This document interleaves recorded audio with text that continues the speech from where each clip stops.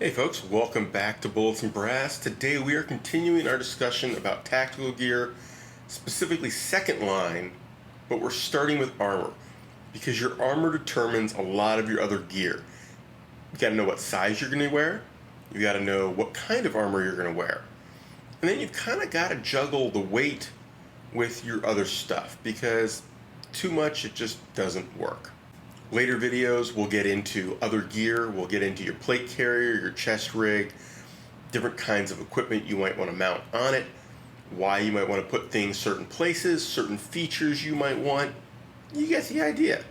It's just too much for one video, and we got to keep it down to your bathroom break. And your wife and boss were already complaining that they're getting a little long, so we're going to keep it down. Armor is probably the single most confusing bit of this setup, because there's a million different kinds. There's a bunch of different brands. They all say they're the same thing, but then they really aren't. How much weight? How much money? What are the differences? Why do I need what size? Which one should I get? And the answer really is, it's up to you, right? I mean, right? It's like everything. It depends on your needs. So, first, let's cover size, because it doesn't matter what kind of armor you're getting. Your size is your size for the most part. Unless you're talking a bulletproof vest, it is a wraparound kind of thing. This is what the police often wear under their uniform. That is a different thing. If you're talking this kind of setup, a plate carrier setup with individual plates, there are really three sizes.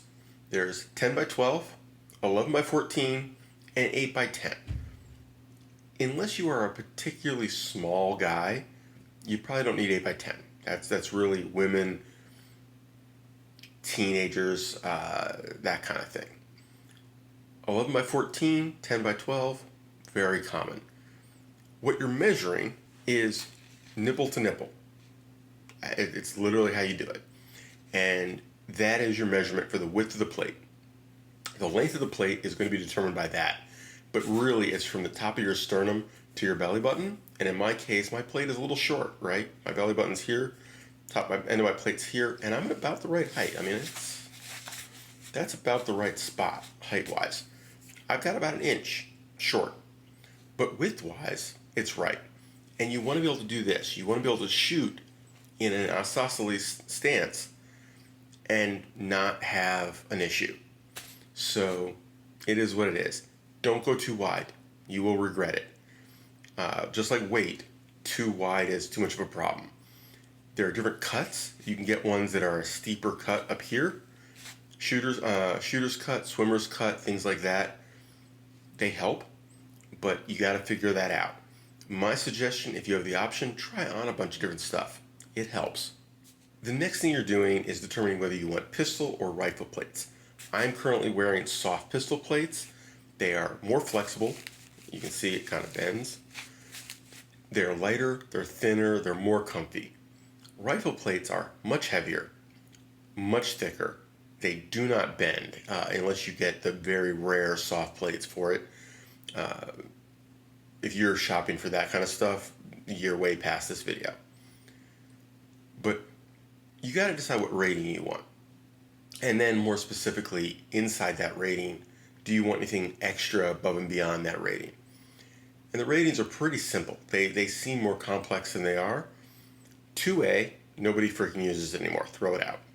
3A is basic pistol armor. It is not going to stop a hypervelocity stuff. It isn't stopping some of the really crazy powerful stuff. But normal 9mm, 357, 44 Magnum, any of that, you're fine. Now, 44 Magnum or 357 out of a rifle? Maybe not. You never know. It's a velocity thing, not a raw power thing. The faster it's going, the harder it is for the armor to stop. Rifle armor starts at 3, goes to 3+, then 4, and now 4+. Really, 3 is kind of obsolete at this point. If you're shopping for 3, I suggest you look at 3+. Your number one rifle round you're worried about is either 7.62 by 39 or 5.56. Those are the main two, right? 3+ stops all of it. What it doesn't stop is anything designed to pierce armor. Now keep in mind, M855, despite people often talking about it like it's designed to pierce armor, is not an armor piercing round. It will not go through level 3 plus. M193 is actually harder for armor to stop. It is faster. It is moving at a faster pace. It is harder on the armor. That is basically because you're not worried about stopping it. These armors will very often stop rounds that are way above their rating. The problem is that the back of the armor will deform. You'll actually push it inward and deform the back of the armor, and it will be effectively shoving itself into you. Well, I mean, if you get your chest caved in, you're not doing so hot, even though the bullet didn't go into you. That's what happens, which means that velocity is more of an issue. One thing to keep in mind in that regard is that a lot of these plates, like I said, the round doesn't go through. It deforms the back face. The round comes in and the plate basically folds inward. In conjunction with, or ICW, is a common term. You'll see this used a lot. It is very common that a plate that is level 3 or 3 plus is level 4 in conjunction with a 3A backer. So when you put soft armor behind it, it goes behind, it doesn't go in front, it goes behind, and it's there to distribute the impact from that deformation. It's not to stop the bullet, it's to distribute that impact. It makes a huge difference. Now, keep in mind, the more protection you want, the more it weighs. This is a major factor. You can get cheap level 3 armor, even cheap level 3 plus. Hell, you can get cheap level 4 armor. It will be thicker and it will be heavier. And I don't care about the thickness nearly as much as I care about the weight. You do not want to do steel plates at like $9 or 9 pounds each. Every pound counts. Do not get heavy plates. You will regret it horribly. The next thing you should make sure of, you want multi-curve. Don't do single curve unless you absolutely have to. If you're going for the lightest plate you can get and the money you can afford to spend doesn't run to the multi-curve version, think long and hard about maybe adding a quarter pound and getting multi-curve.